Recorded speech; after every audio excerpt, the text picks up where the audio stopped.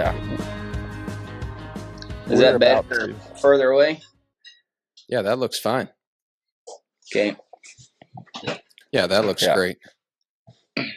Cool. Yeah, so that countdown was just because we usually what we do is we just go ahead and start recording because inevitably they're like, all right, we're recording, and then everyone goes silent. So we just like start from the beginning, and then wherever the conversation just kind of organically starts, we cut in there.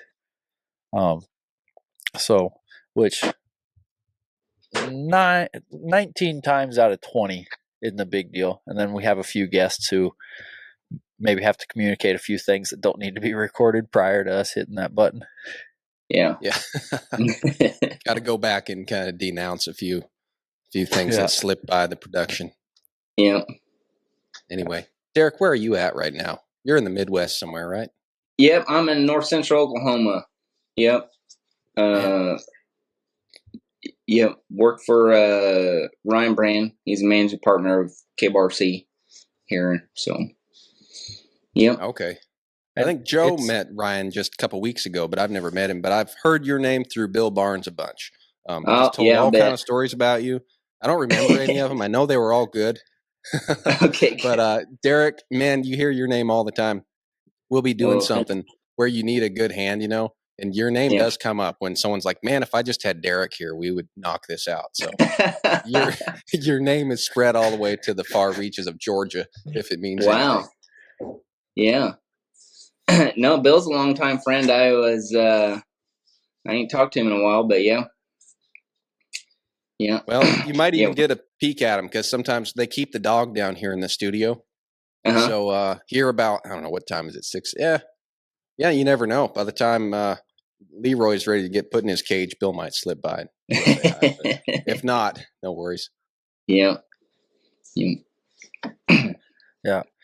Derek, I also, before we get too into it, I have to give you props because I know you said you had some technical difficulties, but we didn't hear a peep about them. You just you troubleshooted it all on your own, and then you just showed up. And I was like, all right, great, it's working.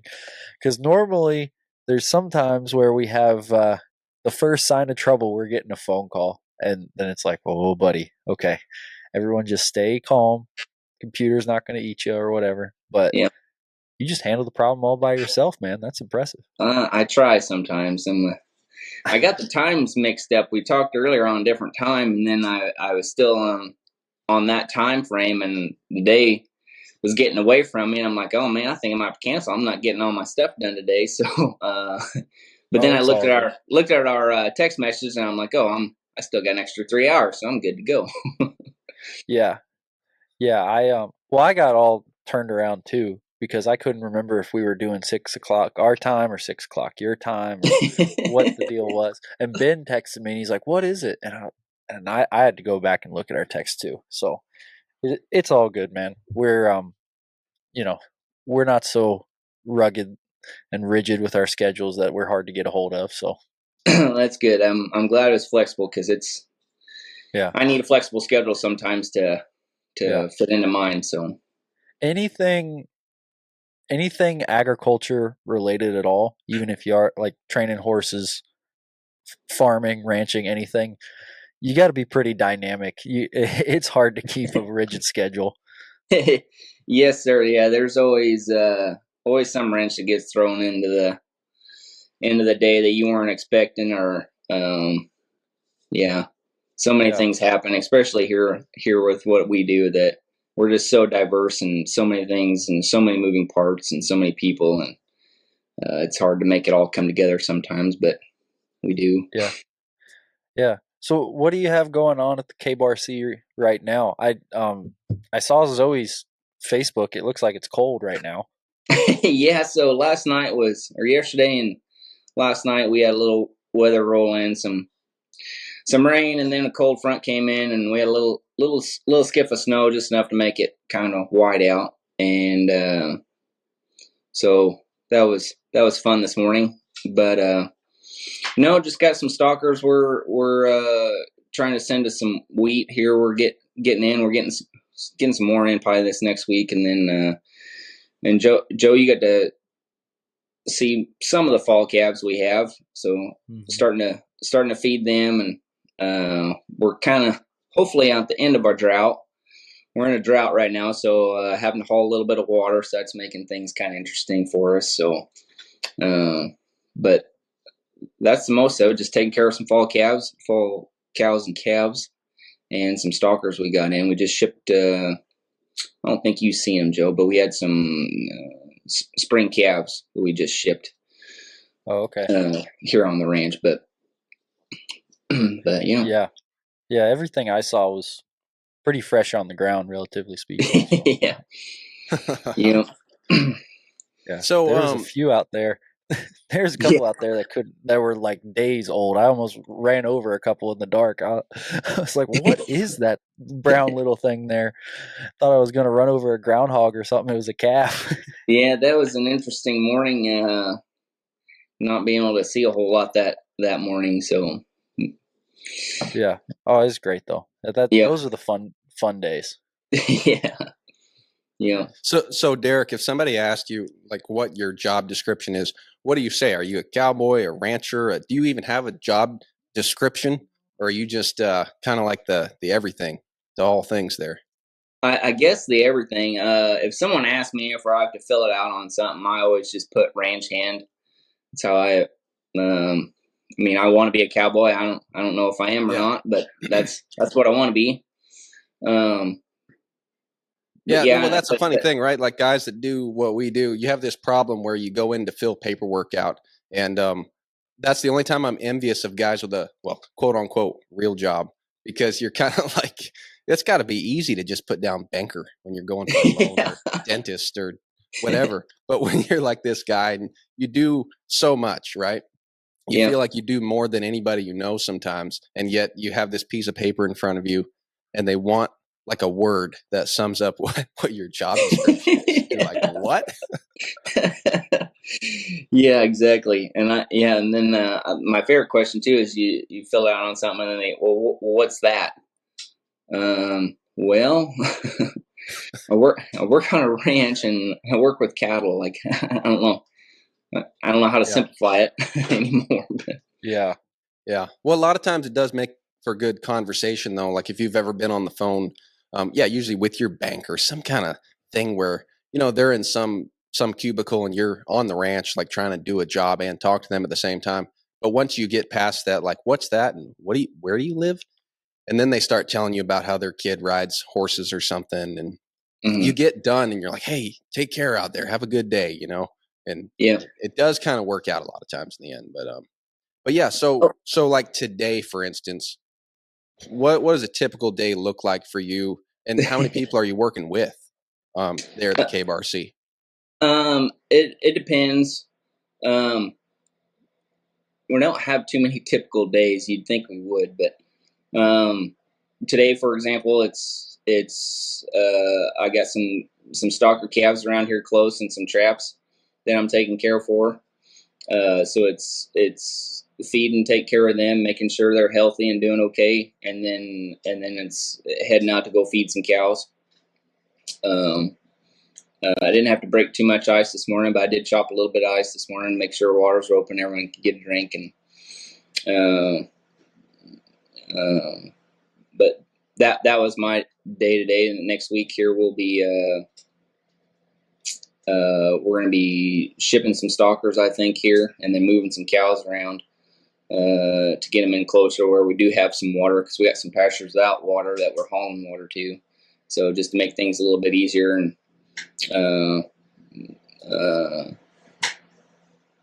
so yeah, and there's two other full-time guys here on the ranch, and it just depends on what we're doing that day or through the week, or what we have planned, is whether I'm with them or by myself. Most of the time by myself, but then there's parts of the day where we're doing some stuff together. We'll be doing a few things here together. We'll be moving some cows and calves around here beginning this week. But it's not all day. We'll be together. So a little bit of everything. It's kind of hard to tell you. We just do a little bit of everything here. The ranch is just way so diverse from anywhere else I've ever been that we're just doing a little bit of everything. all the time. Yeah. Well, well, that's kind of interesting. What sort of ranch are you used to as opposed to that? Hey, On the Move listener. Have you been following us on social media? Have you been watching the video format of the podcasts? If so, you've probably noticed by now that we have On the Move merch. I'm wearing one of our hats right now. The first order of hats we did flew off the shelves, and we've only got a handful left in each style. But we're doing another order, and if you want to pre-order your On the Move hat today, go to www.onthemovepodcast.com. There you'll find our Shopify store with hats, mugs, stickers, and other merch. Get it just in time for the holiday season and let everyone know that you're on the move. So most of my ranching experience up until here was in Nebraska, and it was all springtime cow-calf operations. So calved in the spring, ran pairs all summer, taking care for them. In the fall, they weaned, and depending on the program they had, they either shipped them right off the cow, or they held them for 45, 60 days, and then sold them, and then that was it. And then you had your dry cows you fed through the winter, and that was it. But here, they have both a spring and fall herd, and typically, this year was a little bit different, but typically starting now, we would really be starting to ramp up and buy a lot of stockers from December, January, February. Just keep rolling in as much as we can handle at a time for summer grass. So then something's always happened with that. That just makes, it seems like we're always calving or always weaning, or you're always putting out bulls, or you're always pulling bulls. And then with the stalkers, we're getting in and starting them. That takes quite a bit of labor in the beginning to get them going and healthy, and where they can go out on their own. And then they'll go out to grass, and right before they do, we'll weight sort them. So we have different pastures with different weights, and then as they're ready to get shipped, we're bringing them back in close to check weigh them and get an idea where they're at for how close they are ready to ship. So, it's just way more diverse than what I used to in Nebraska, where it was just a spring herd of cows versus what we have here. So, something I'd be curious to hear you touch on, Derek, because Ben and I, we both live in the Southeast, and it's like everywhere. You have guys doing everything, but I would say predominantly in the United States, the Southeast is cow-calf land, basically. There's, nothing, you pretty much you wean and ship here, and that's like the formula for maybe like 90% of producers in the Southeast because of the environment we're in. So can you talk about that stalker process a little bit? Like, for example, you're saying we're recording this here at the end of November, and you're talking about buying stalkers now to turn out on to range next year. Mm-hmm. What does that process look like? And when you're, I've heard Ryan use the term starting cattle. I don't know if that applies here with the stalkers, if that's what he's talking about, but why are you buying stalkers now, and what does that preparation look like?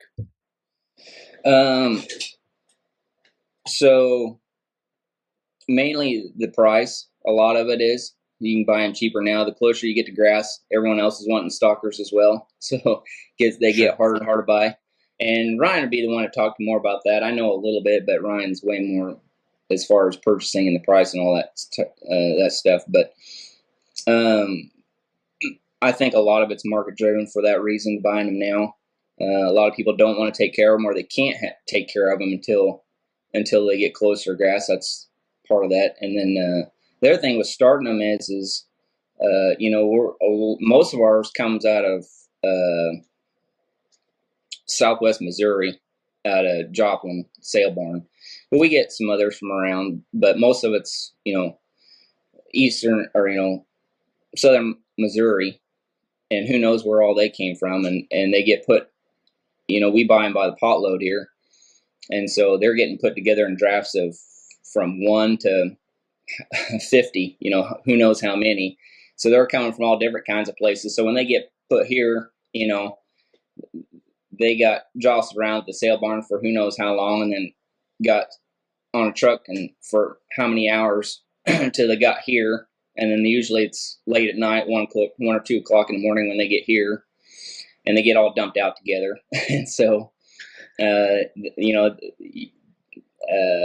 so now you're asking all these calves to be put together and be in be uniform, with how they handle and eating and all that kind of stuff. And so that's what Ryan's talking about too, with starting them is kind of getting them all in the same program where they can handle, where we can drive them and handle them and be around them, and then getting them to eat and drink and be healthy, and that's one thing we struggle with a lot of times, is because a lot of them didn't get a whole lot of care before they came here. We cut a lot of we banned the stalkers. We banned a lot of them, and a lot of them probably never got, hardly touched in their life. Who knows what they had happen to them before they got here. So, yeah. So do you work them all as soon as they show up, as far as giving everybody shots, or do you kind of wait and doctor as needed? So the kind of the protocol here is about it. As soon as they show up, a lot of times before we even kick them out, we'll process them the next day. So vaccines, deworm, and we put all our identification on them, brands, tags, get everyone kind of on that program, and then we'll kick them out and start handling them and stuff. Yeah. Cool. Do you enjoy that quite a bit more? I mean, I imagine you guys get to rope those stalkers a bit more than if you were just running cow-calf pairs and just, that's what I would think, at least. I haven't been around a stalker program, though. Yeah, we did. We do some. It just depends on the day and the time and who's around, or all that kind of stuff. But yeah, I do enjoy the stalkers. I enjoy the stockmanship side of it, and I'm starting to get into some of the some dogs, and I really enjoy that whole the dog side of the stockmanship. That's a lot of fun. So yeah. Now cool. So like the other day, we were moving some cows here. Day before yesterday, as a matter of fact, we had a ton of help. Okay, some of our help might even listen to this. You guys did great. It was awesome. But it is what it is. When you all get together and you move cows, and you haven't really worked together much before. It's kind of scatter, right? And it's fair. Not everybody was like a professional cow herder, including myself. I'm like you. I don't want to misname myself. But anyway, while we were working, I thought about that song. What is it? Tyler Childers. It's something like, a good dog on the ground's better than 3 in the saddle or something. That popped in my head. And then we have a friend visiting, and he's got a dog. He was telling me about how good that dog was doing. And he always says that. He goes, man, if my dog was here, you could just tell him to go get the herd. But man, when things were starting to scatter, I was like, I'm all about cowboys doing a job from a horse, and I don't know enough or have enough experience to have a stigma one way or the other. Like, keep those dogs out of here. I want to do it horseback. Or like, you know what? Some of you guys can stay home if you want, and let's have a couple dogs. I don't really have either way. But the other morning, I was kind of leaning towards having a couple of dogs. That seems like the ticket. I mean, have you heard that? Like guys that are against dogs, or is that just kind of like anyone that's against having a good working dog just doesn't really know what they're talking about? What do you think? Have you ever put the first ride on a colt in a muddy arena? Or maybe you've tried preg checking a group of cows in a thunderstorm. Maybe you're not even the animal type, but we've all crawled under our pickup truck to change the oil in a parking lot. And eventually we had to head in the store and buy a cheap tarp in that vain attempt to keep the water off our sacred project. Well, that'll work for so long. And when you're at home, it just gets older and older. What you need is a roof, and you need a quality structure. and one made of good American steel built to last a lifetime, well, that's something worthwhile investing in. Heck, you might even decide to make a barn dominium. You know, people are doing that these days. So if you've been working on your farm or ranch for a while, or you're just getting started on a place and you've been wanting to build and the price has been holding you back, or you couldn't find a good manufacturer to work with, now is the time to look into that steel building you've been wanting to build. And the folks you need to look into are Metal Material Direct.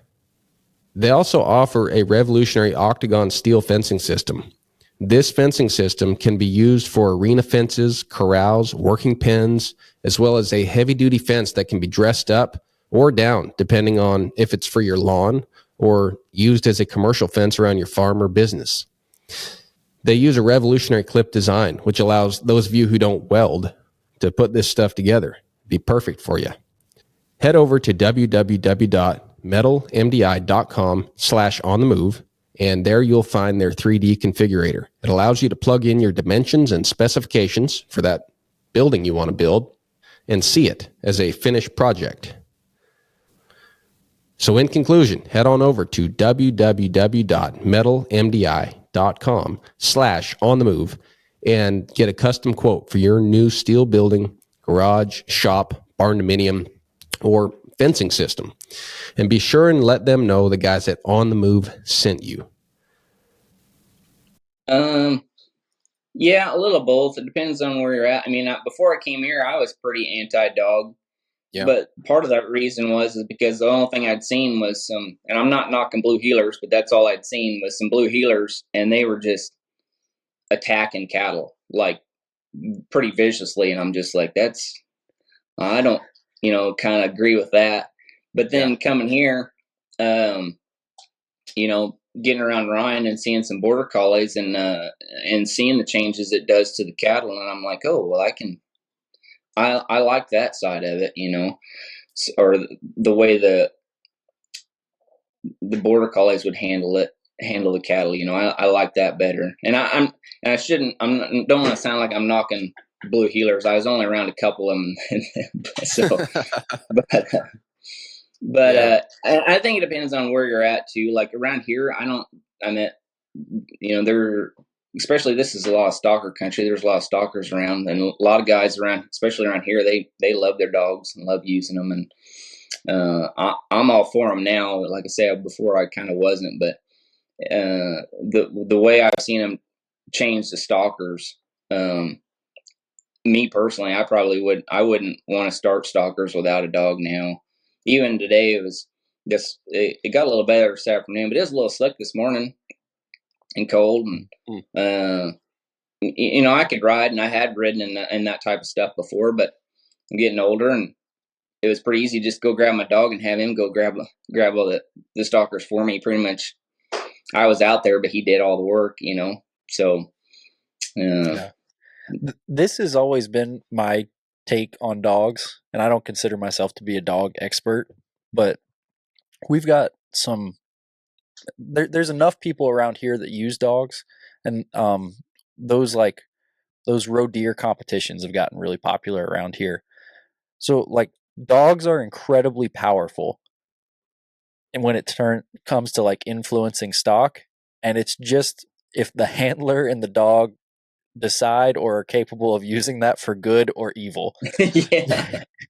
Because it's like, I totally agree. Like a good dog is worth 3 people horseback.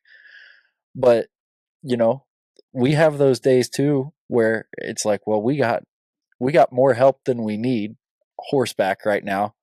And that's great. And we're happy to have those folks. But if someone bobbles a little bit or someone messes up, we can kind of just fill in. It's like, we need to fill in right here. And you made a mistake, but it wasn't a big deal. You're out of position and then it wasn't a big deal. But like if you have a dog that messes up or kind of loses its handle, oh man, does it go to hell in a handbasket, like in a heartbeat. So it's like the dog can either be your saving grace or you're like, golly, I hate that SOB, and I've seen both things happen. So that's always been my take on stock dogs is they're incredibly powerful, and it's just where is that power going to be used? Is it going to be used for good or evil that day? Yeah, I've definitely had a few of those moments.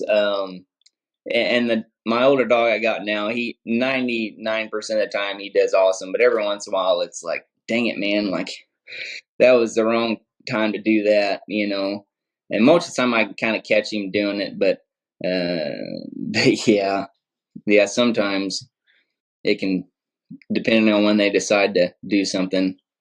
Yeah, it can be and they just, bless their hearts, they just can't help themselves, can they? no. I mean, they just that's one thing. Whether that dog is completely worthless or that's the dog's worth his weight in gold, man, they love doing it one Yeah. way or the other. Yeah, they Wow. do.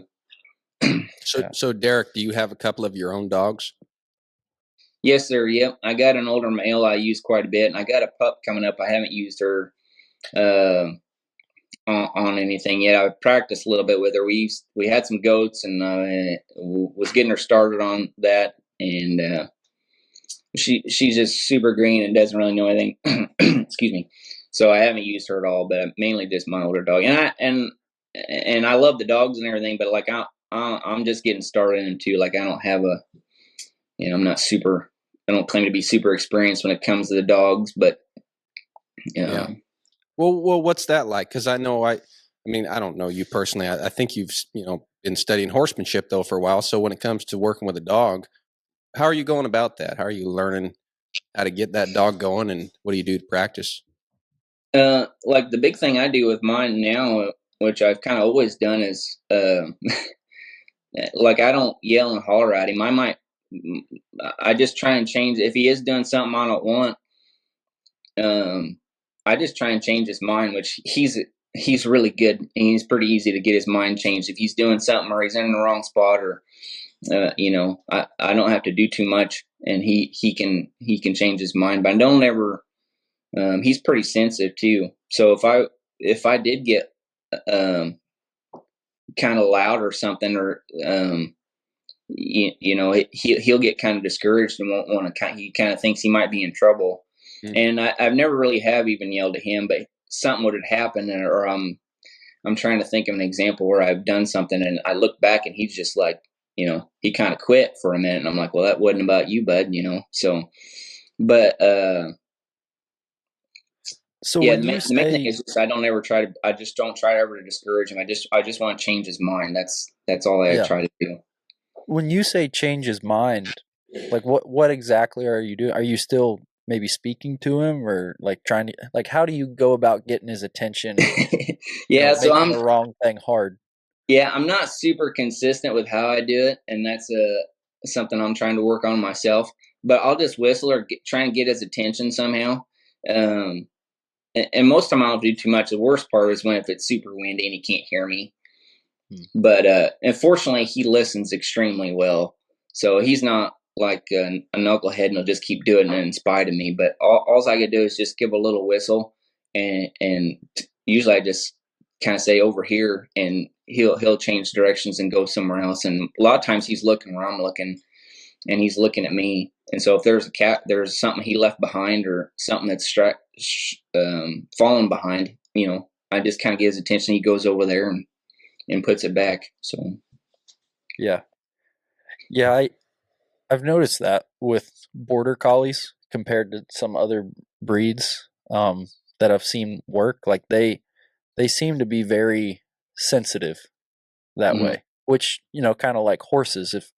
If you know what you're doing, it's good to have a sensitive horse.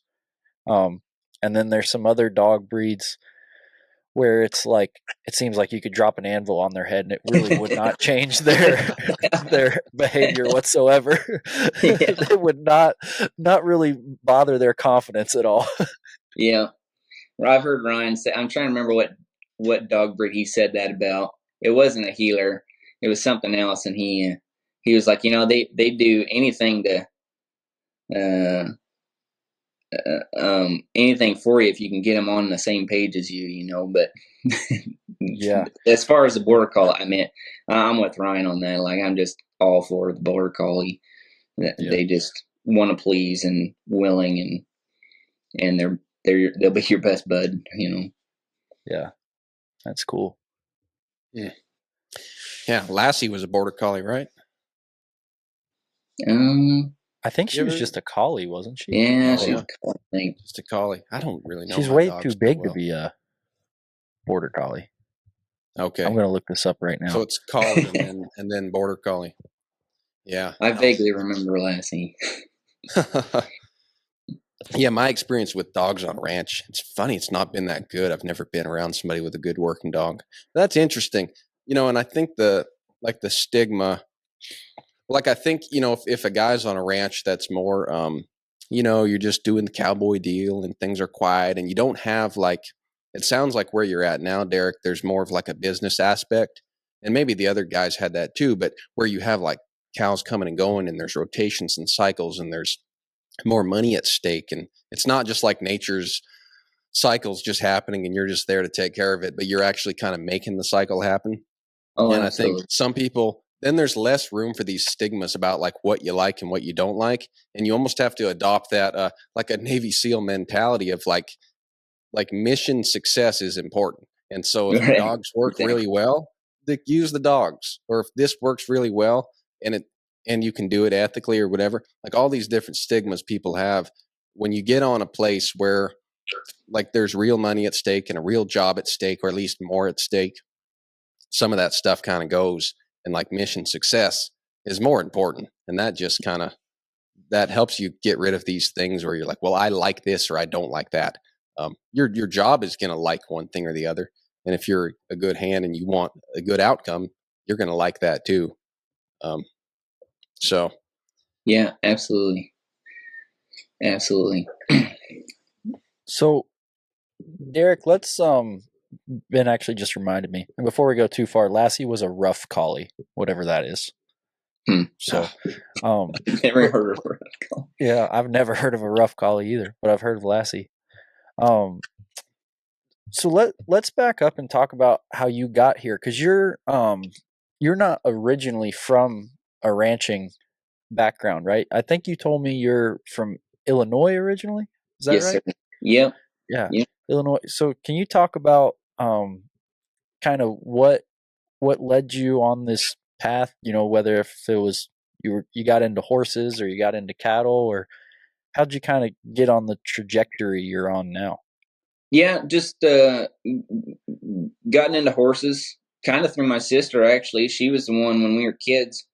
I grew up farming as a kid. We didn't have horses until later. My sister relentlessly bugged my dad for horses, and we got him, and I was the one who took the liking to him and just stuck with it. And it was through the horses that I just kept doing more and more and more, and just had the urge to go on a ranch. Just didn't know how to get there, and ended up meeting a guy that was ranching in Nebraska, and went to his branding and kind of got set up through him, and eventually went out there and went through cabin. We became friends.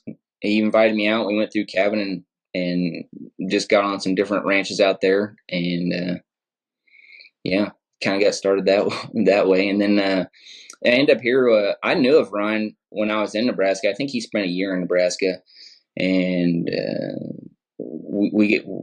I knew of him. We had lots of mutual friends, and Ricky Quinn. I was kind of between things, and Ricky Quinn kind of put a bug in Ryan's ear about me, and so that's how I ended up here. But. Cool. And with all that, because I want to get back to the horse deal, but you had a pretty decent stint in the Navy before you got out into Nebraska, didn't you? Yeah. I was in the Navy for 4 years. Yeah. Yeah. Well, okay. So I know you're a very humble, salt of the earth guy, Derek, and that's one of the reasons I like you. But you got to talk about your Navy stint, because it was one of the coolest stories I've ever heard about joining the Navy and what your actual job was there. So what my actual job was? I mean, where you were stationed and stuff on the ships and everything like that, because you were part of you were on a carrier, weren't you? Yep. Yes, sir. Yeah. Yep. So I was stationed in San Diego, Coronado Island. in California, and I worked on the Navy. I think calls them Seahawks, but the Marines, everyone knows them as Blackhawks. Because of the movie, the Blackhawks, that helicopter. I worked on those I was an avionics technician, so I worked on all the computer systems for them, for the radios, their satellite navigation, all their screens and displays inside the cockpit. Worked on that kind of stuff. Yeah, and yes, I was on a carrier, but I was only on a carrier, like if the carrier went out, then I was on it. But when it was in port and everything, I was in a hangar, so I wasn't on the ship full time unless they were out to sea. But yeah, I was on, and I went on deployment for, I'm trying to remember when that was, but was on deployment for almost 10 months, just shy of it, and that was a long time to be on a ship with that many people. But yeah, got to go to a lot of different places, and the carrier is definitely an interesting place to be, especially on the flight deck. It is absolutely crazy to be on there during flight ops when there's F-18s taking off and or landing, and it's insane. yeah, yeah. Weren't you telling me like when you start doing that, you have to have like a guy you stay with for a certain period of time to even be on the flight deck because it's so dangerous, and it's honestly it's kind of like some ranch jobs where it's like if you're not in the right place at the right time, you're going to get in a real big bind really quick. Absolutely, yep. Yeah, when everyone gets started, you have to basically, I mean, literally hold on to the back of someone else's. I'm trying to remember what those are called, but the back of someone else's vest, because there's so much going on and so much. I mean, you can't sit in one place and you can't just stop and stare at one thing for too long. They tell you over and over and over again to keep your head on a swivel. I've heard that so many times when you're on the flight deck, and they repeatedly told you that even on deployment. And it's true. There's so many moving parts. There's so many things moving around. You just can't stop and gawk at one thing for too long, or you're going to be in the way, in a bad way. And so, yeah, but eventually you figure out where you're supposed to be. There's certain areas you can't go to during flight ops, and so you figure those boundaries out, and eventually it gets pretty easy. But in the beginning, and I remember it can be overwhelming at first, but and it's loud and distracting. You can't hear anything, and so you're literally next to someone and you're screaming at the top of your lungs to try and convey whatever message you're trying to say. But yeah, but it's pretty neat. It's pretty neat standing next to an F-18 about 20 feet away from it. And I mean, when it takes off, it literally rattles your teeth. But it's quite a thing. Quite a thing. Yeah, I bet. Yeah, I bet. Yeah, that's one of my favorite sayings is that what is it? 360-degree awareness and the ability to adapt, is what you need to not just, be a good hand, but probably do anything, including working on that ship. What was your reason for joining the Navy? Oh, just needing to get out and see the world. It was a good, that was the biggest thing. And it really kind of, I didn't think it did till after I got out of there, but I think it really brought me out of my shell a little bit. And I still am. I'm pretty introverted. Like to keep to myself, and but I didn't really, like I said, I didn't think it did that till I got to talking to some people afterwards, and they're like, "Well, Derek finally came out of his shell. He actually talked to me this time. Yeah. So was this right out of high school? You joined actually, the it was Navy, late. A little bit later. So I actually was in Nebraska for a little bit and then joined the Navy. And then, yeah, I'm trying to remember the lineage of all that now, but yeah. Yeah. What was, oh, sorry, Joe. Go ahead, Ben. No, you're good. What was going on in the world at the time? Did we have a conflict while you were in the Navy? Yeah, I'm trying to remember what they called that. It would have been the end of 2014, beginning of 2015. Oh, okay. I'm trying to remember what was going on. Yeah, we were dropping bombs and stuff. We were in the Persian Gulf. I remember, and then the other thing is I was basically a mechanic on there, and so when they're running flight ops, and I wasn't part of the jet any of the jets where they were doing most of the stuff, but I knew some of the missions, or I didn't know any of the missions that they were going to do. I knew we were running flight ops and we were putting helicopters in the air. But as far as the actual missions and what was happening, I had no idea of what was, that was above my pay grade. Yeah. I do remember one day where, about every jet they had on the carrier had been launched, because it was, not only are they launching jets, but there's some in the hangar bay too that they'll be working on. And like, I remember one day, like, it was just bare as can be. And they said they launched like one of the biggest, I'm trying to remember what they said, one of the biggest bombing raids like since the Persian Gulf or something. It was kind of wicked. Now, where they went and where they dropped them, I don't know that, but I remember a lot of planes left that day and with bombs and didn't come back with them. So, well, where was the carrier at that you were on? What part of the world? We were in the Persian Oh, you were Gulf. in the Gulf. Okay. Yep.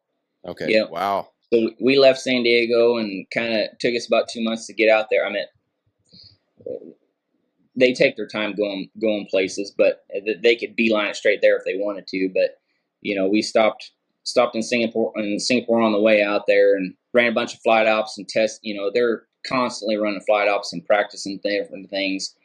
And so, and then we finally went to the Gulf. We were there for like almost 6 months in the Gulf. Just I always tell people we're just going in circles, which is kind of the truth. But and then we left out there, went to Australia, and then came back to San Diego. It's kind of our deal there. And I think they told us when we were done, because they're always on the move. They never, and we never stopped unless we were in port, and that was only a few days at a time. I think they said we did the total distance we traveled was like 3 times around the Earth. Is the distance we traveled. We basically traveled the Earth around 3 times if you did. That's how far we went. But no kidding. Yeah. Wow, that's crazy. Yeah, that's a hell of an experience, man. That makes me think, like, when I was a kid, we knew this guy. He was a professor of anthropology at Michigan State, and he was old by the time that I met him. But he said when he was like 25, he made a deal with some freighter captain, and this guy let him. I think he helped out in the kitchen or something. And he traveled on this freighter to like almost every port city in all the major countries on Earth.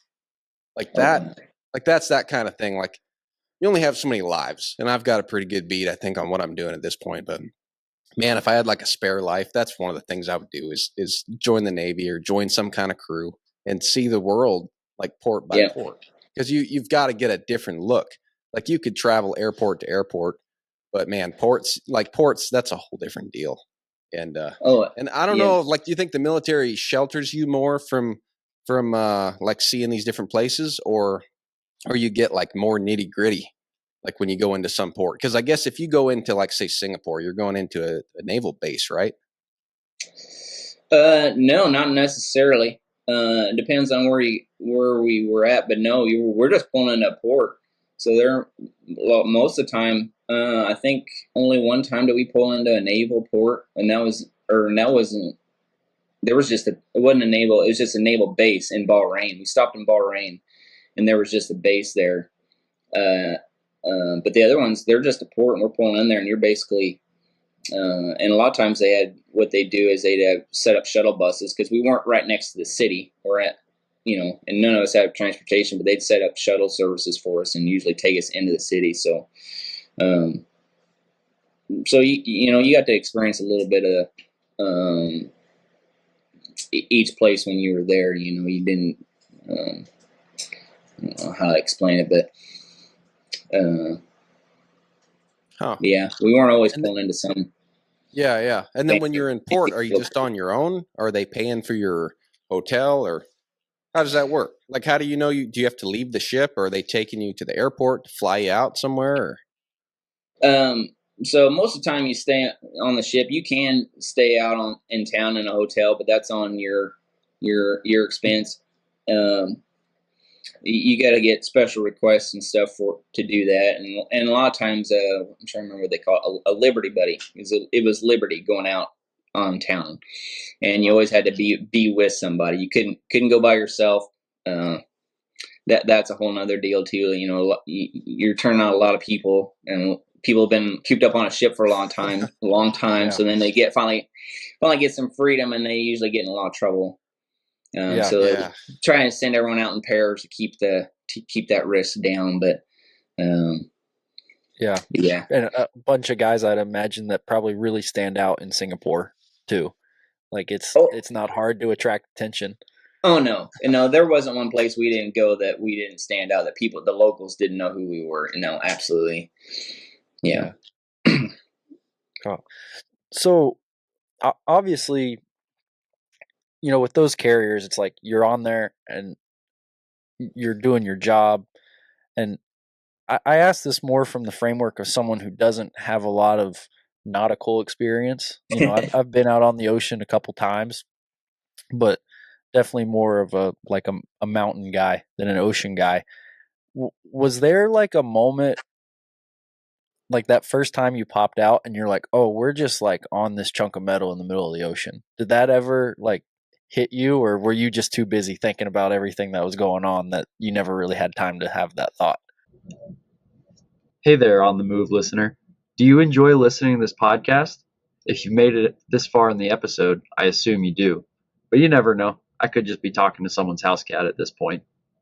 But if you are there and you like the podcast, the best thing you can do to help support our journey to keep this thing going is to find us on Apple Podcast, on Spotify, leave a rating, leave a review, get on social media, follow us on Instagram, like us on Facebook, subscribe to our YouTube. The more we can grow this, the easier it's going to become for us to put out episodes every week and get awesome guests so we can learn and stay on the move just like you. Thanks. Oh, no, absolutely. The first time I was on there when we were leaving and everything, because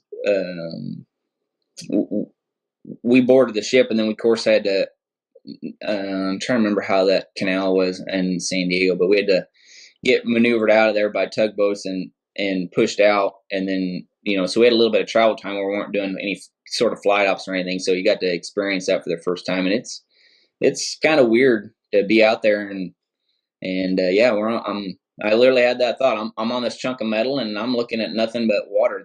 The grass and ground has disappeared. It is a weird feeling that first time you see.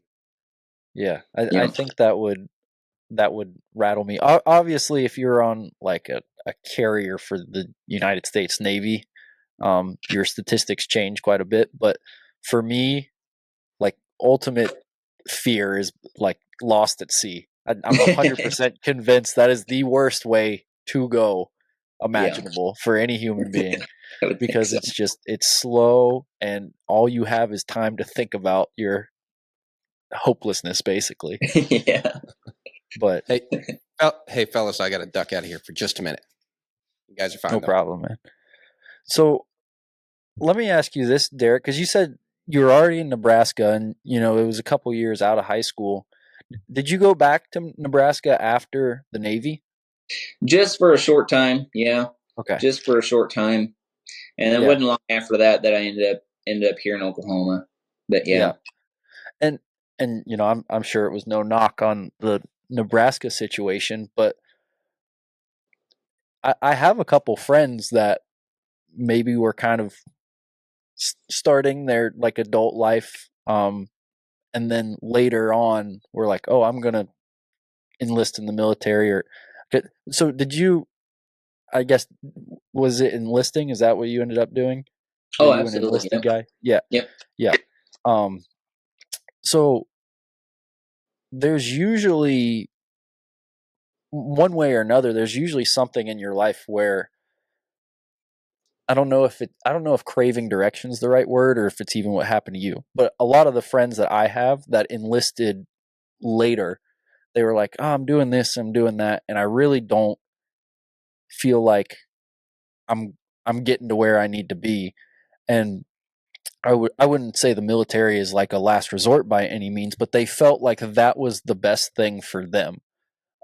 So could you talk about that decision a little bit? Because it is I would say not everyone, probably the majority of people do it like they graduate high school and then they enlist, and they don't live this other life post being in school. before they go enlist in the military? Yeah. So yeah, I mean, I definitely probably a little bit lost at the time, and just kind of, I don't even know how to describe it really.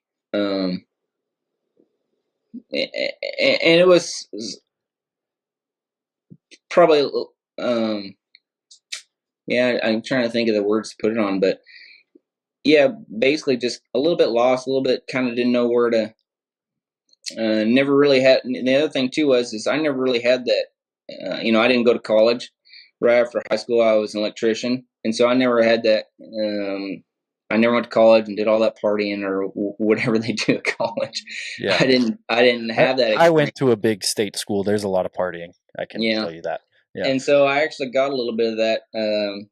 It took a little bit in the beginning of the Navy, but then eventually I became really good friends with two buddies, and we all moved in together, and we kind of had a little bit of that of experience. We weren't that crazy, but it's probably one of the funner times of my life was getting to hang out with those two guys, and we were all young and single, and did whatever we wanted to. Yeah. Yeah, that's awesome. And so, I know other people told you came out of your shell.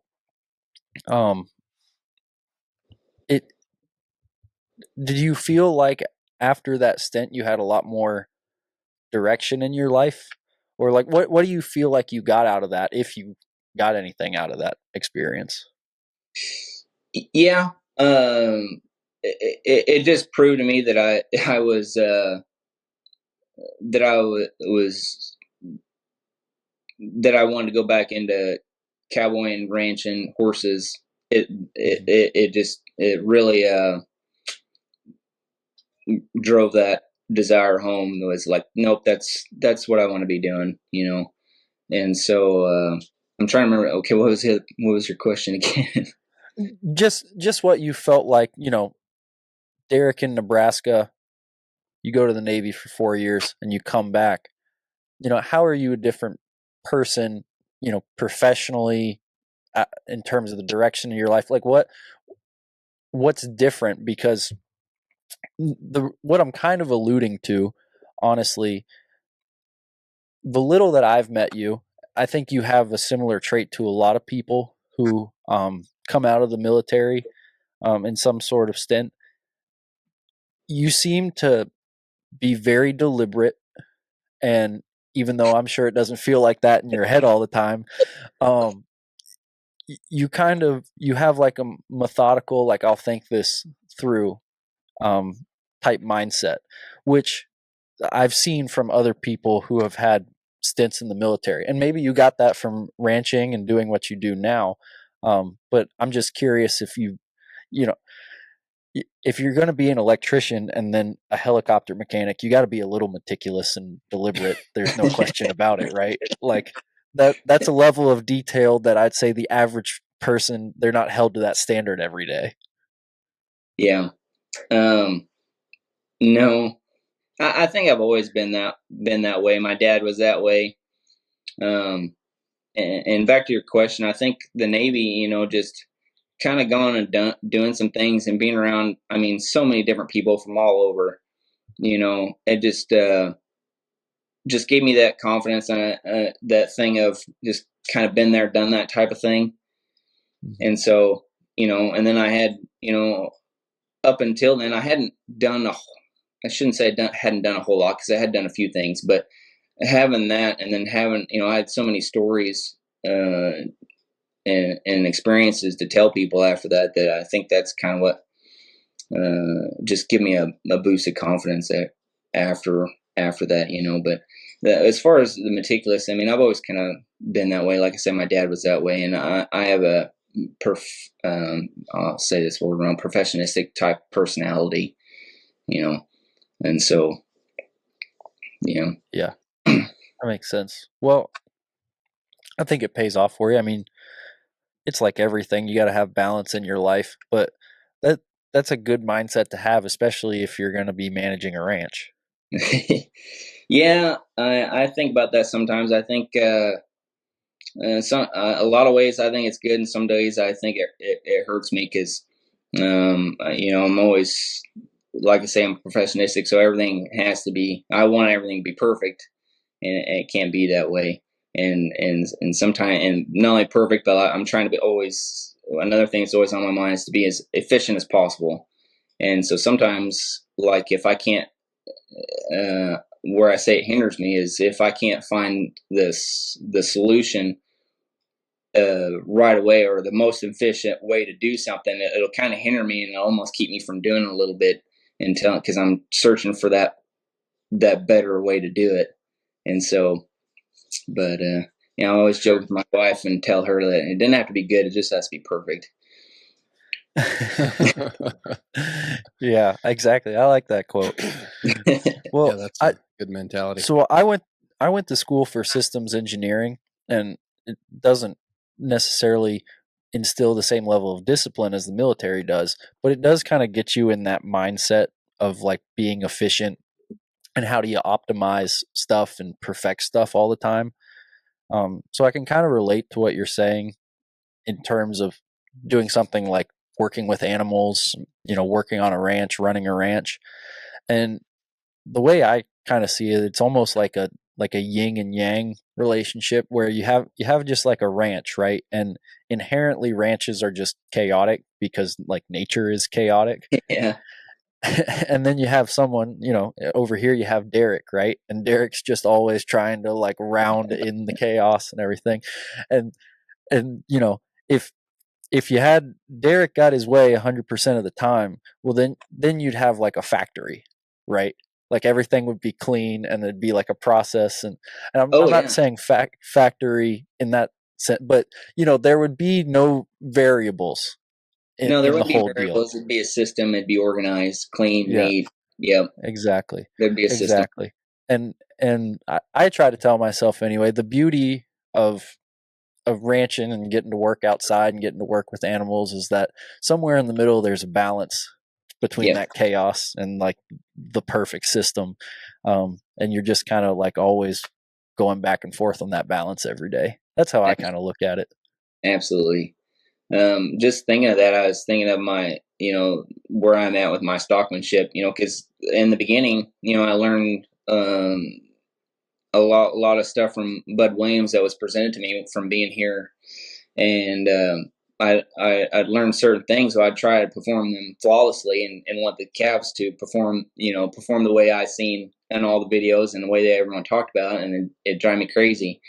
And as years gone by, I kind of just let it was hard for me to do, but kind of don't worry about being so perfect and letting certain things go, and don't, not trying to make the stockmanship so perfect. And ironically, it gotten better from letting some of that stuff go and not making it so perfect. And I've known, and especially this year in particular, and a little bit last year, I've noticed a difference. I think I've noticed a difference in the cows from letting some of that stuff go and not making everything, and just kind of being a little bit more carefree about my stockmanship. Yeah. Mm-hmm. I don't know if you feel this way, Ben, but I feel like starting colts for the public is kind of similar, where it's like you can't. So it's like holding a baby bird, right? You have to do enough so it doesn't fly off, but don't do any more than that, or the bird's going to get really upset. Yeah.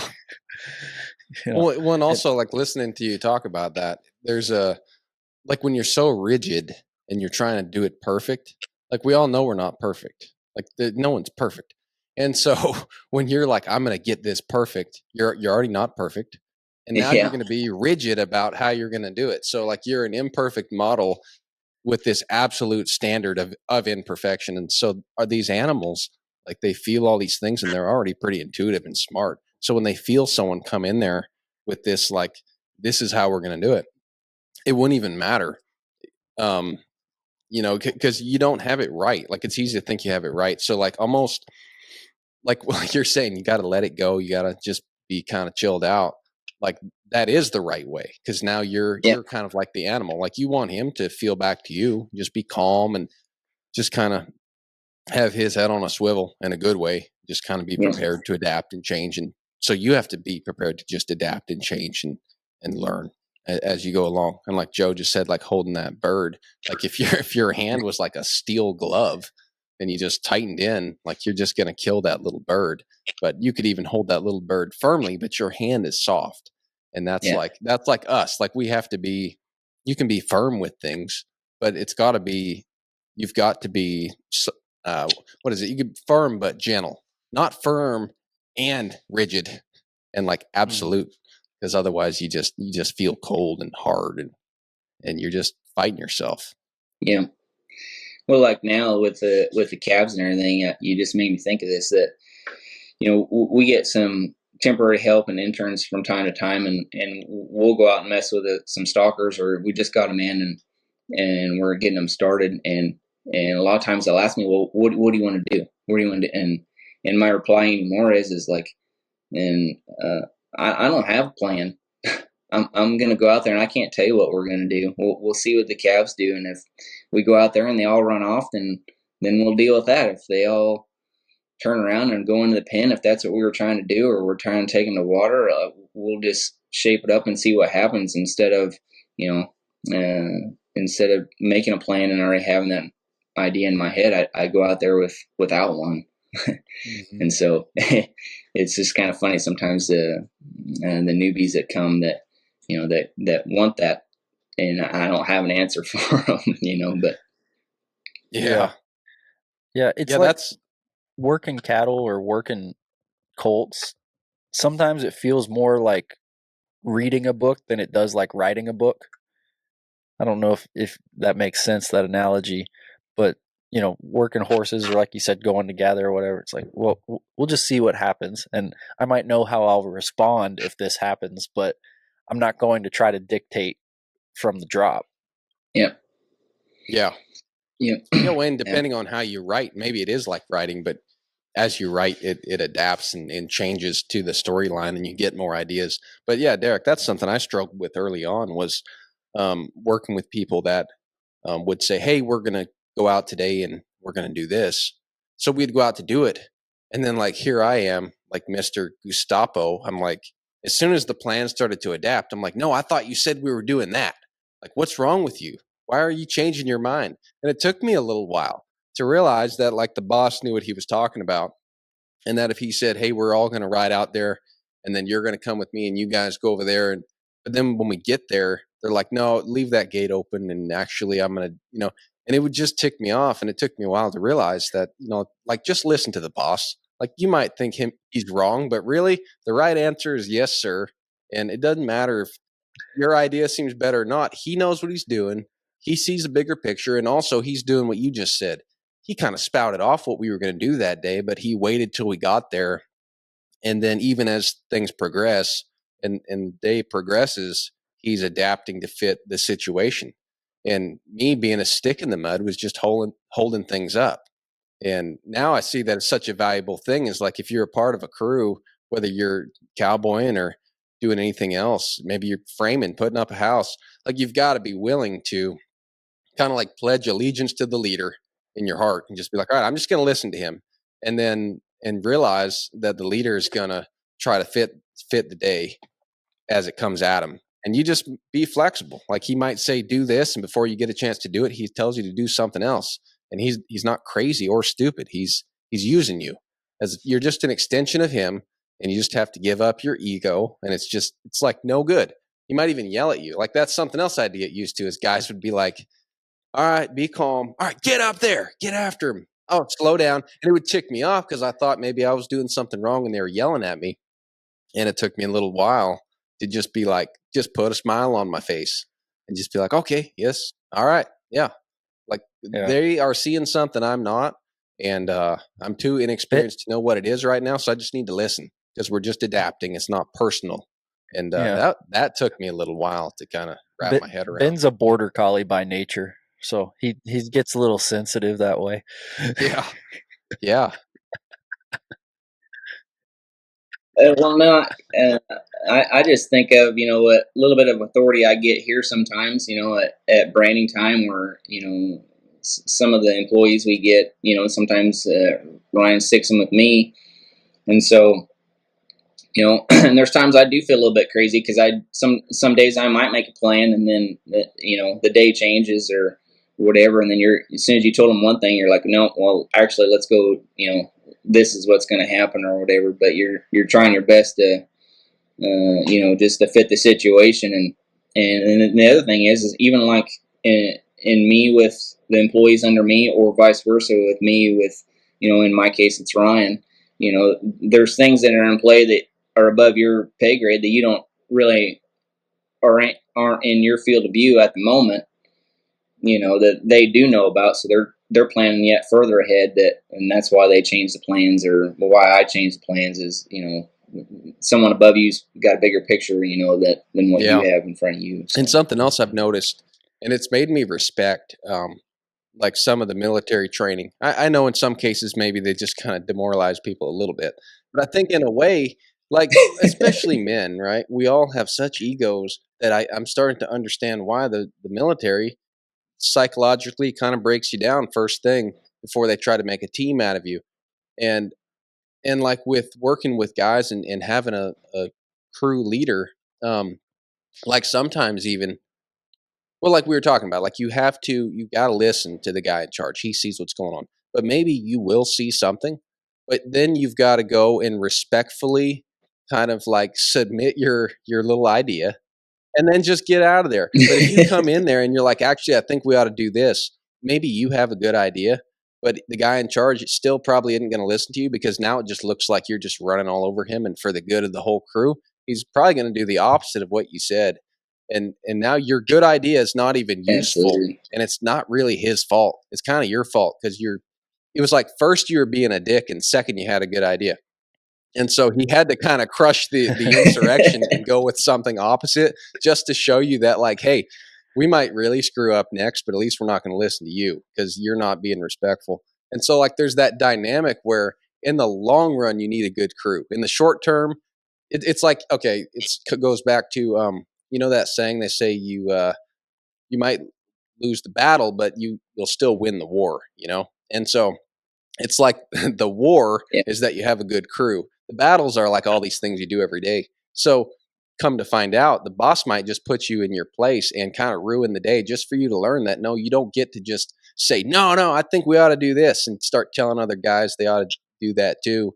When if maybe you had a good idea, and if you had submitted that idea respectfully, he might take you up on it, and he might just adapt and go, yeah, all right, let's do that. But you start telling your fellow guys like, no, let's do this instead, because I see what's going on. We need to not do that.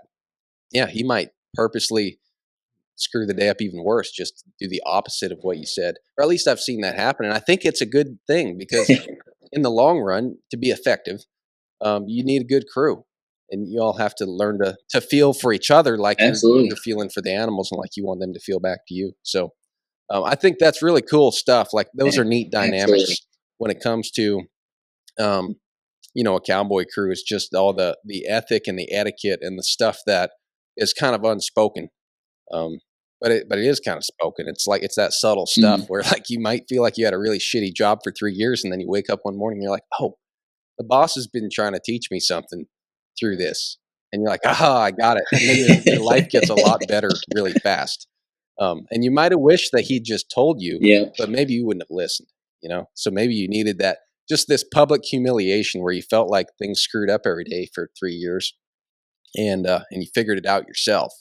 And I've always appreciated people like that who, you kind of wish they would just tell you what they want you to do, but instead they just work with you. They kind of put up with you for quite a while, and they hint at stuff, but they put up with you for a while until you start to come around, and then in the end you do figure it out, and it's so much better because you like them still, and you're still friends, and now you've had this opportunity to just grow.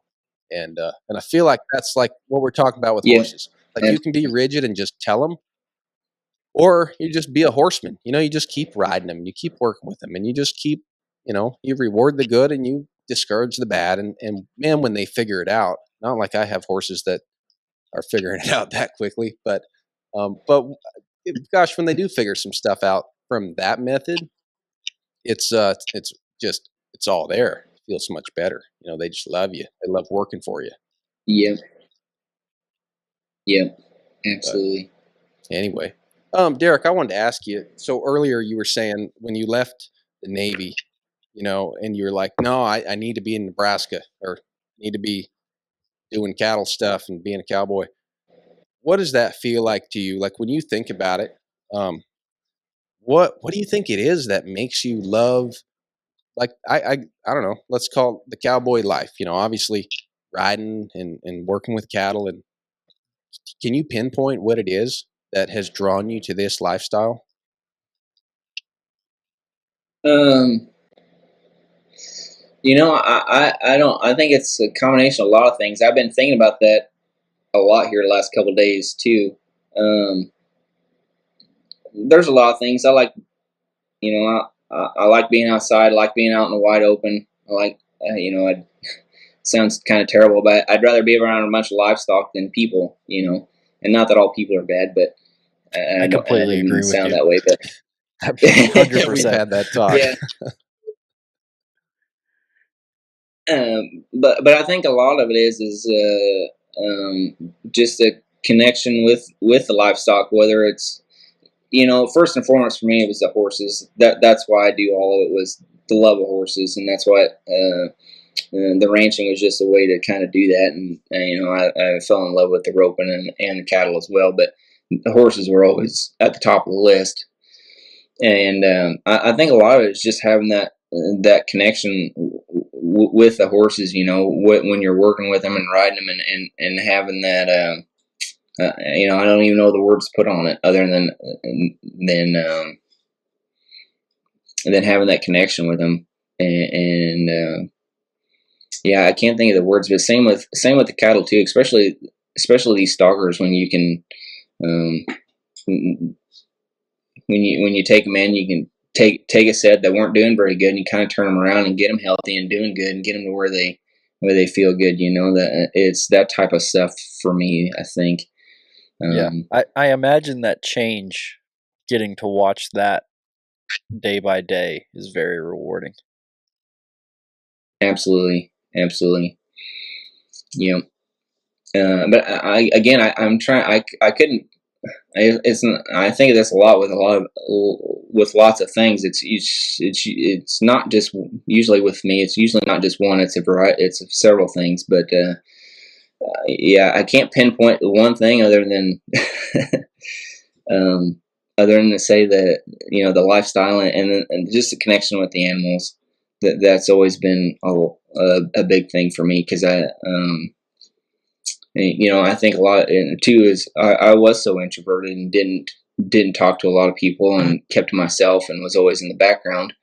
And that wasn't that way with the animals. So I don't know if that's part of it, but I think part of it is. But yeah, I mean that's really Yeah. fortunate to be able to feel that way, because that's a tough thing for a lot of people, is figuring out what you want to do with your life, like knowing what it is, because there's so yeah, many options, absolutely. right? Yeah. There's so many things you can do. And like a way I've always thought about it is, like I have a lot of interests. There's a lot of things that really kind of get my attention, but then there's a couple things that I would always want to do over all the other interests that I have. So I could pick, one of 100 things that interest me, and if I was doing any of those things, I would still want to do like one of these three things or these two things that are really important to me. And that's kind of how I've thought about it over the past couple of years. When I do get a little led down the primrose path, like maybe I ought to do that, and then I think into it, and I'm like, nope, I would still rather do. I'd still rather be working towards being a better hand with horses. But so when you were first starting your journey into, like, all right, I'm gonna go back to Nebraska. I'm gonna plug in. I'm gonna be I don't know, like cattleman, or I'm gonna be a cowboy. Did you feel like you fell right in with the people that you wanted to learn from, or did that take you a little while to kind of like get into the realm, get into the business, and then go, okay, I'm in the business, but you know how it is. There's so many different flavors of what we do. Did you feel like you kind of landed right in the right crowd, or did you Mm-hmm. feel like you had to kind of do it for a little while and then see it being done better and go, okay, I want to actually go over there and learn from that guy? And how did that go for you? Yeah, it was a little bit of that, seeing some things, and then seeing what you didn't want, and then seeing what I did want. And Buck mentioned it when he was here, and and I didn't really think about it much till he mentioned it. Was like, he said this place fits you pretty good here, doesn't it? And I said, yeah. And it was hard for me to fit in Nebraska there. That's kind of where I got my start, but just the horsemanship and the stockmanship, just it didn't really resonate with me there, until I came here with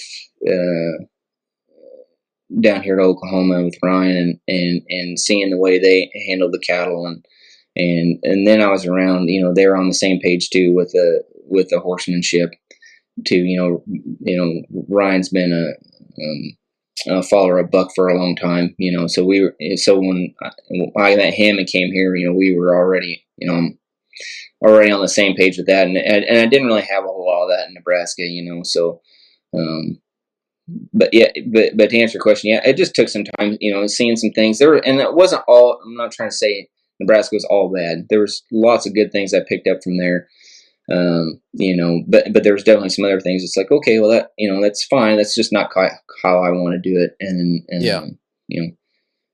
But coming here was, I'm like, oh, and it took me a while too, even when I was here, to start seeing some things, and then seeing the benefits of the things they did with, especially with the stockmanship was the biggest thing here, was the biggest eye opener for me here, was seeing the stockmanship and the changes it develops because of it.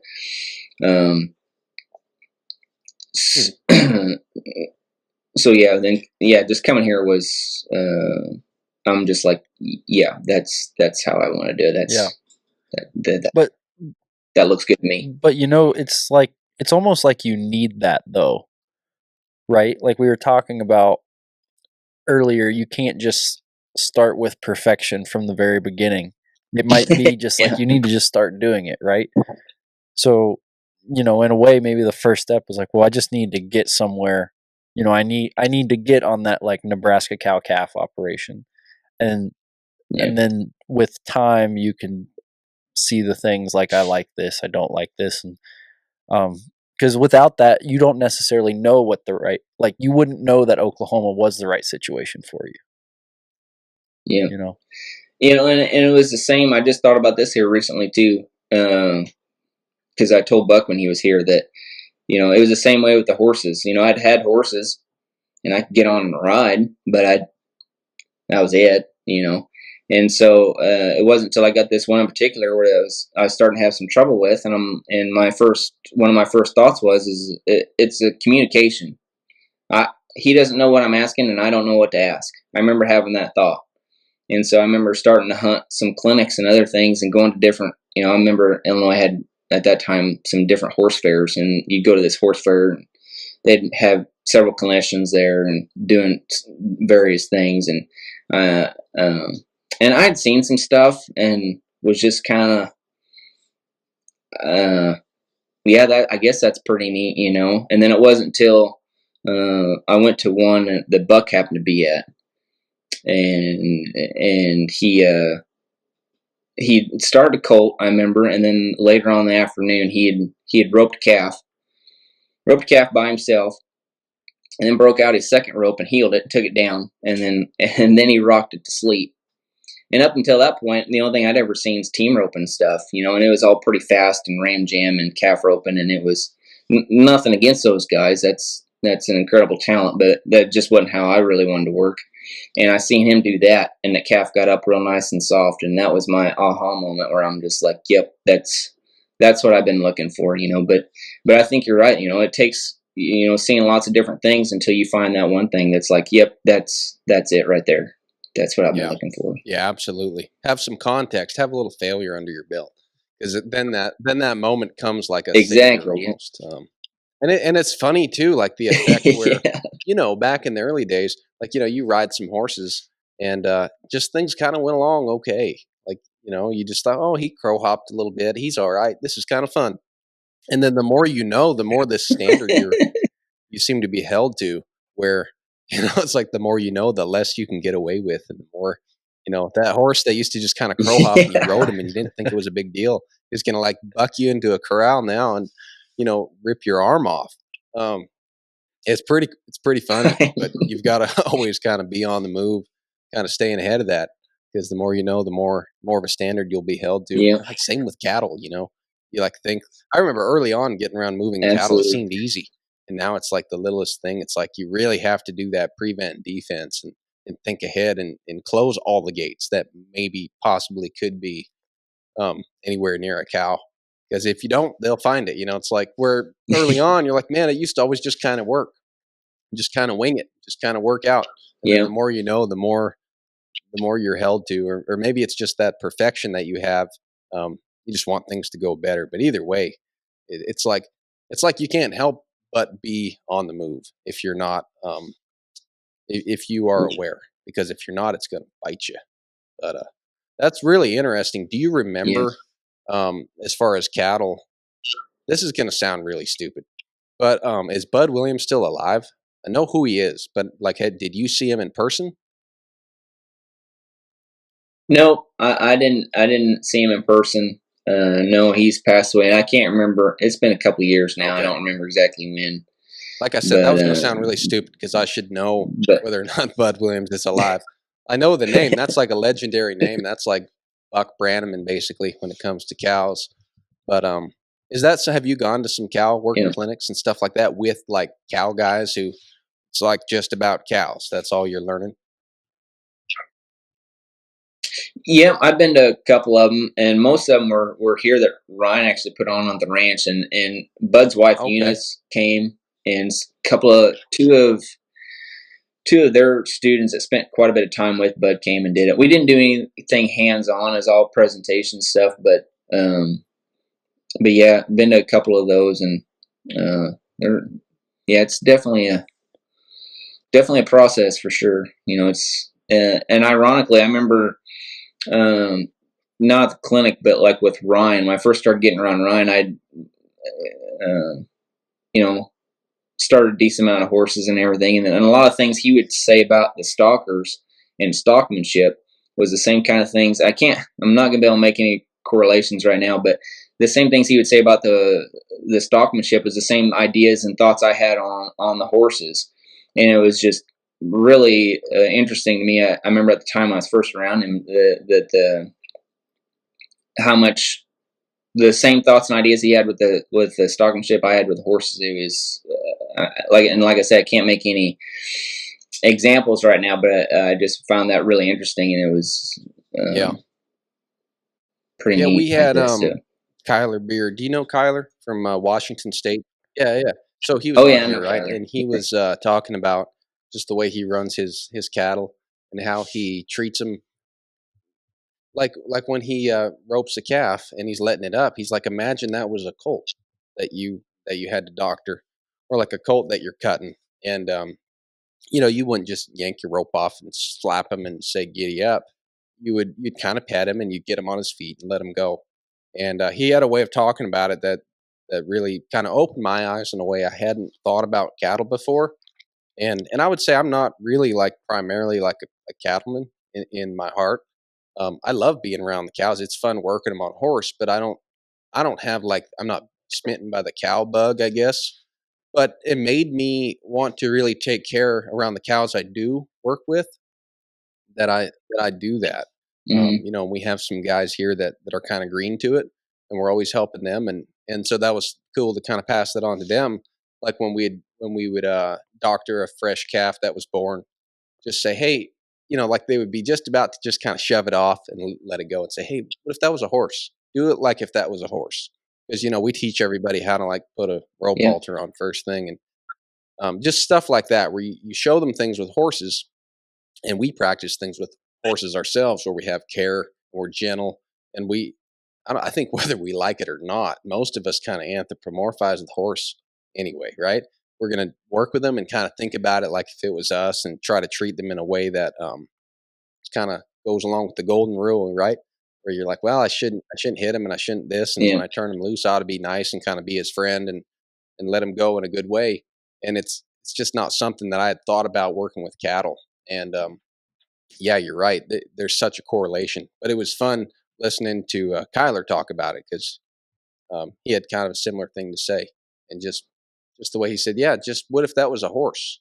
And you're like, oh yeah, like it doesn't take but an extra second to just kind of get them on their feet and pet them and let them go, and you can have a whole herd that likes you instead of like a whole herd that you slapped every one of them, right? Yeah. Yeah. No, I think the same way as Kyler. I like Kyler. He's better at me than that. But no, I agree with all that stuff Kyler says. That and I don't know where that stuff comes from. I see it all the time at brandings. Calf's on the ground, people walk over there and just kick him. I'm like, why don't you just give him a little rub and a scratch? Or then a lot of times, whether we roped it or whatever it is, I'm like, we'll just give it a second. He'll probably get up on his own if you just let him. But yeah, I don't know where that stuff comes from. I was thinking about that the other day too, but probably when I was at branding time. But yeah, there's something about care, but right? Like just people that have care, it stands out to you. Yeah, exactly. Yeah, absolutely. Yeah. Well, and it's funny too, because pretty much anyone, I bet, like if we sat down and had a discussion like this, no one's gonna. I would hope no one would be like, no, you got to run up there and like kick the calf, right?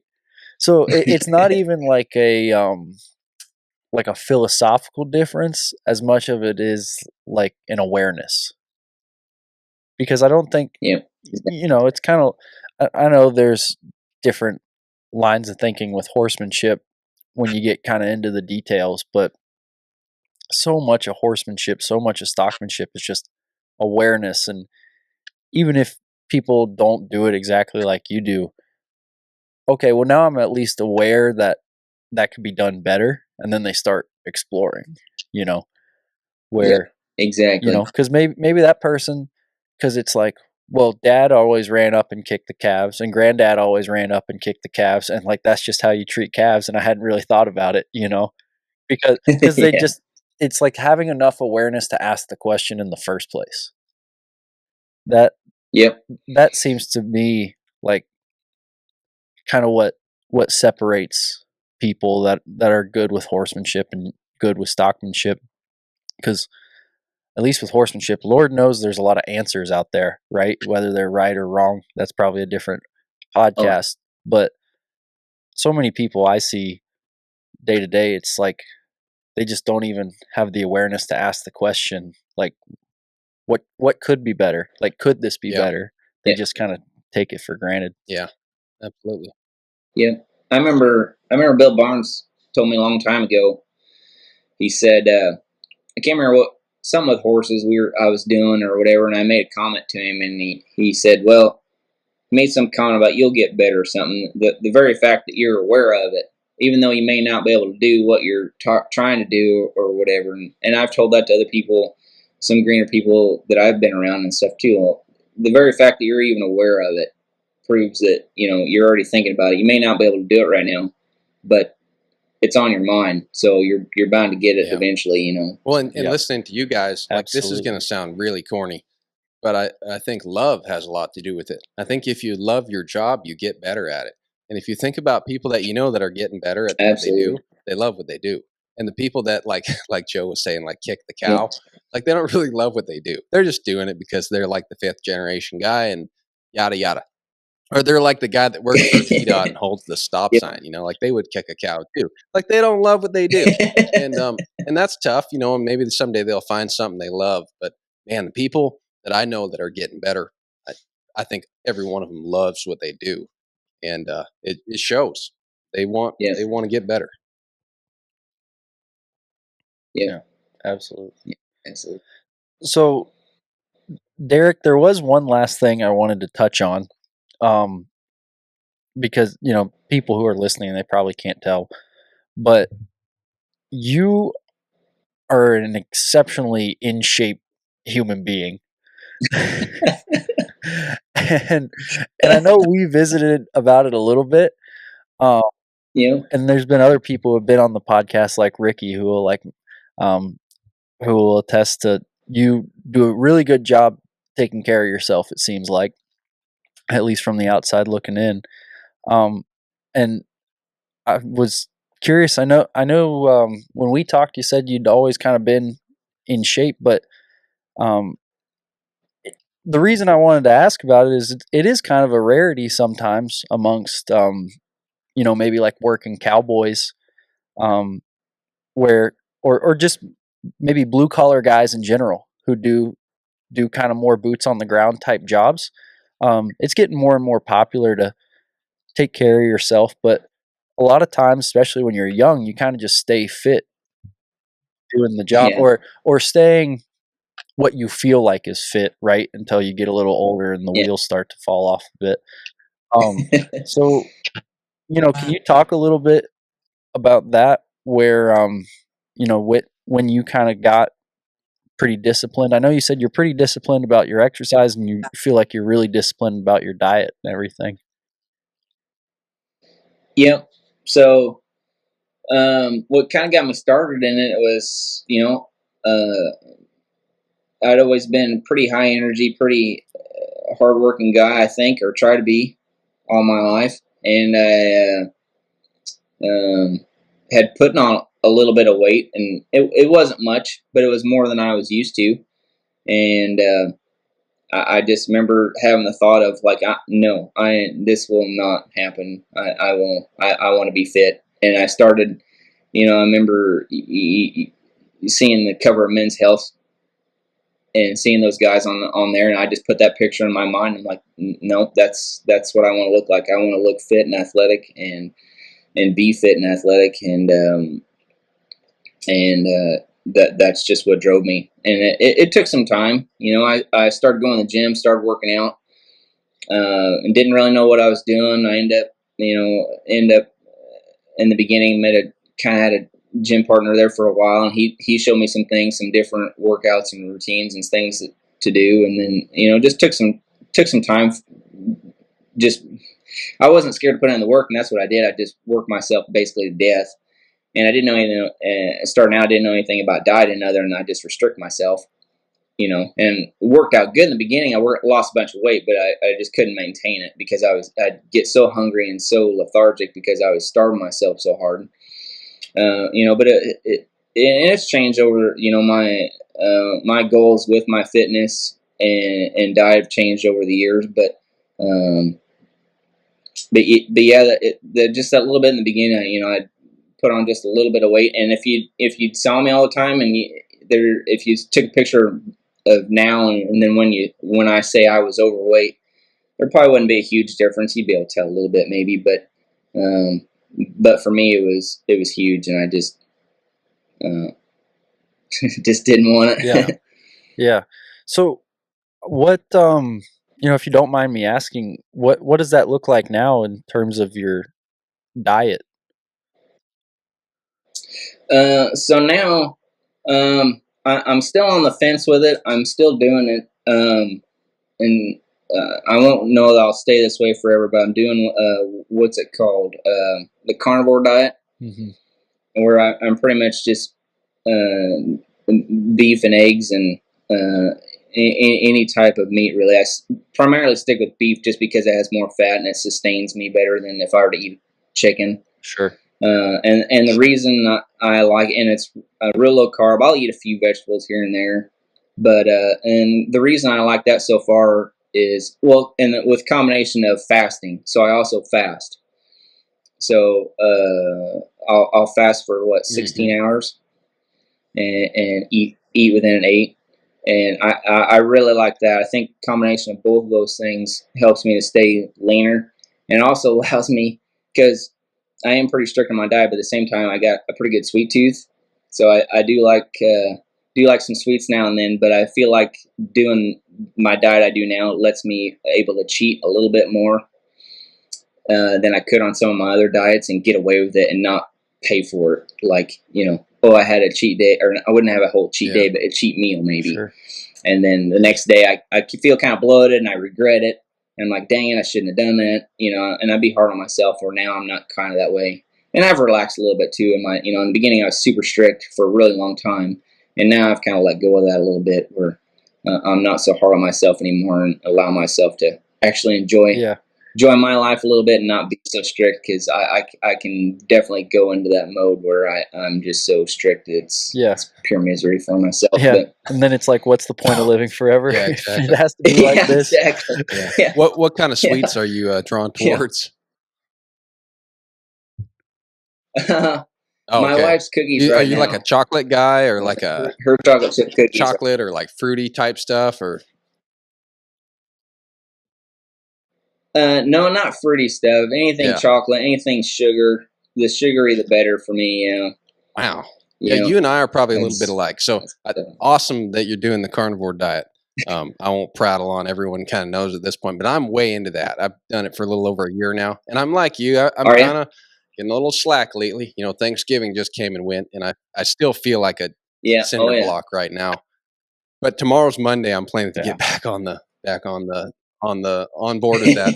But I will get sweet cravings, man. And like if I go to the store, because I do a lot of the errands, and so I'll like run to the store. Lately, I've been doing a lot of running around, and almost every store I go into, I like end up looking for a chocolate bar, and it's so bad.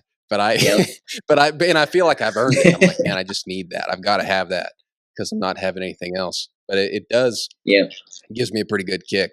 But I'm going to be 27 in January. But man, I've kind of felt like sluggish my whole life, and that carnivore diet, I feel younger every week.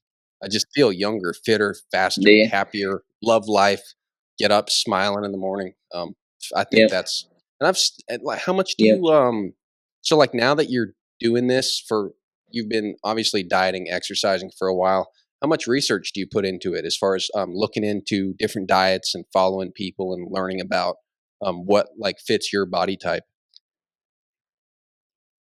Yeah, not so much anymore. I used to back in the day, especially starting out, because I didn't know anything. I'd read lots of articles and lots of different things and trying to find what fit. But just through reading and hearing different things, I found the carnivore diet. And as far as the workout stuff, there was I followed a couple of different things, and I finally stumbled on this one. His name's Jeff Chappelear. That's athleanx.com. I found him, and I really liked him. He was a strength coach and a physical therapist, and I just really liked his approach to how he did things. It just methodical, because he would point out, well, if you do it like this, well, you're probably gonna, this could result in this injury, or it's gonna cause this, or if you turn your body like this, or turn your wrist like this, or whatever minor adjustment it is, you're going to get a better isolation. You're going to get a better movement. It's going to be, it's going to overall improve this with whatever it was. And so I just really liked his approach. And so I've kind of stuck with his stuff. But yeah, and like I say, so I don't do as much anymore. I kind of found kind of what I like and what I do, and with that, with finding him and doing those, like my workouts have gotten a little less. Back in the day, this is gonna sound crazy. I'd work out for 3 hours a day in the gym, and it got to the point too where I'm like, okay, it was fun for a bit, but then it's like, okay, well now my life's in the gym. Like, what do I really want to do? What's important to me?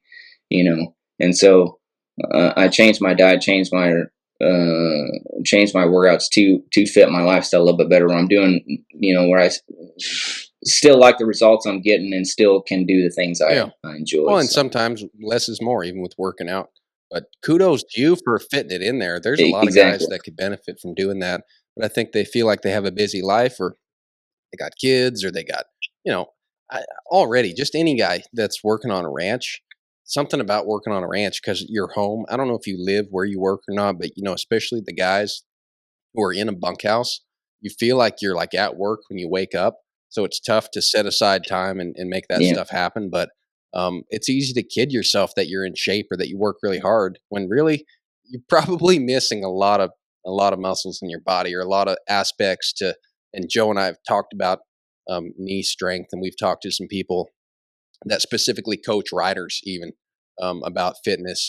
But yeah, there's a lot of aspects that are easy to overlook, and then you feel like you work hard and you're fit, and really you've got hypertension and your back isn't strong and your knees are blowing out, and yeah, you probably work too hard, and you could work a little less hard and then take care of yourself, and you'd be much better off.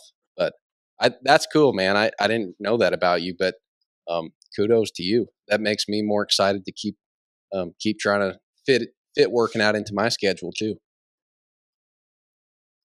Yeah, absolutely. It's certainly tough.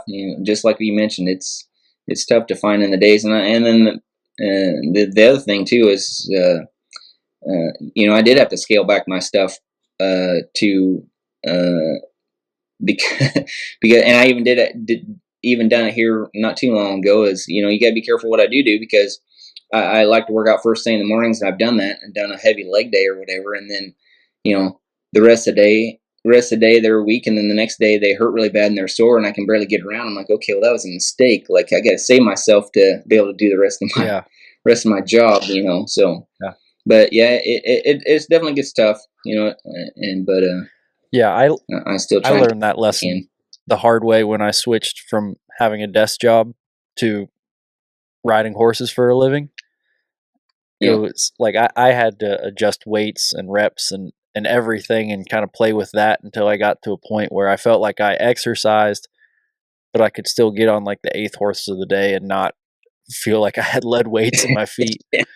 Whereas, if you're sitting at a desk all day, it's like, yeah, you might be uncomfortable, but I mean, it's not going to affect your job. So,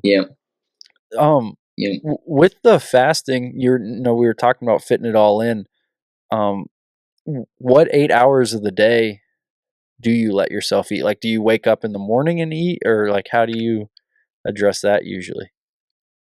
So no, I don't wake up and eat anymore. I usually eat from like noon till 8 in the evening, which is usually I say an 8-hour fast. It's probably actually less than that. But and it varies a little bit with what's happening on the ranch. Like if I don't always just eat strictly at noon or whenever it is, and but it's still within pretty close to that window. But yeah, and I remember too. It was tough starting out on that when I first did it because I was basically just skip breakfast and then trying to get in extra calories then later in the day. And beginning starting out, I thought I was going to die. 10, 11 o'clock would roll around. I'm like, oh my gosh, I think my stomach's going to eat itself, and then over time you get kind of used to it. But I sure like it. And there's probably some downsides to it, but everything I've heard and listened to and seen about it, it's all been positive. And I've heard everybody who's been on it said nothing but good stuff about it. And some high performing athletes that were on it that were just going on about the benefits of fasting. Yeah. Let me ask you this. So I've done some fasting myself, and I got really consistent about it this summer. And one of the hardest things for me was it was like when the temperature changed.